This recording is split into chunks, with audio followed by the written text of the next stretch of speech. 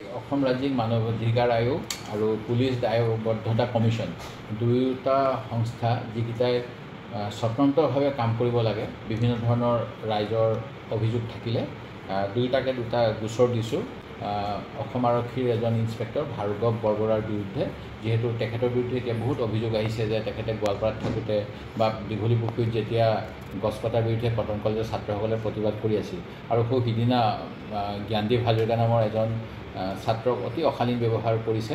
আইন আমি বাৰে প্ৰতি কৈ আছোঁ, অসমত পুলিচে আইন হাতত তুলি লয়। আইন হাতত তুলিব পুলিচে নালাগে, কাৰণ ইয়াৰ বাবে ন্যায় প্ৰক্ৰিয়া আছে, ন্যায়ালয় আছে। কিন্তু বিষয়াজনে যেনেকৈ এটা ট্ৰেফিকৰ ভাইলেশ্যন হ'লে খুব কৰোঁ অসমত 2000 টকা বা কিবা এটা ফাইন হ'ব লাগে, তাতকৈ বেছি আইন অনুসৰি লিখা নাই। কিন্তু তেওঁক যেনেধৰণে মানসিক আৰু শাৰীৰিক অত্যাচাৰ কৰিলে, এইটো এটা অতি দুখজনক ঘটনা।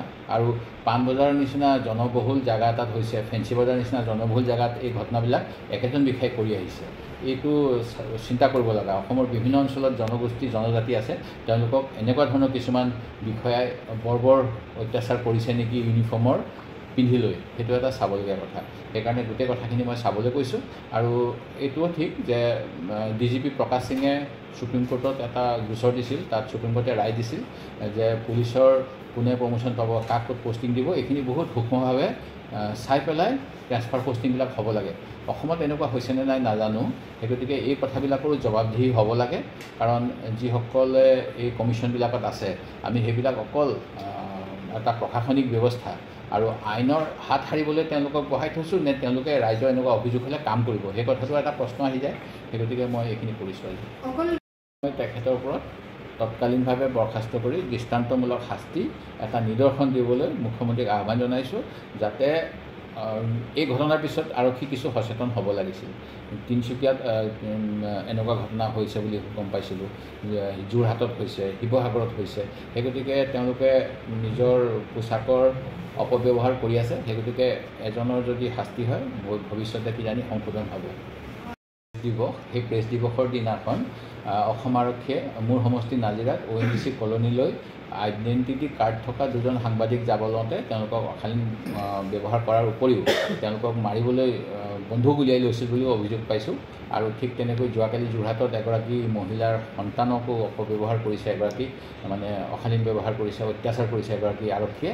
এই গোটেইবিলাক কথাও মই উল্লেখ কৰিছোঁ, যাতে অসম আৰক্ষী অকল গুৱাহাটীৰ ঘটনাটো নহয়, গোটেই অসম পুলিচ কেনেকৈ চলিছে সেই কথাখিনি চোৱা হয়।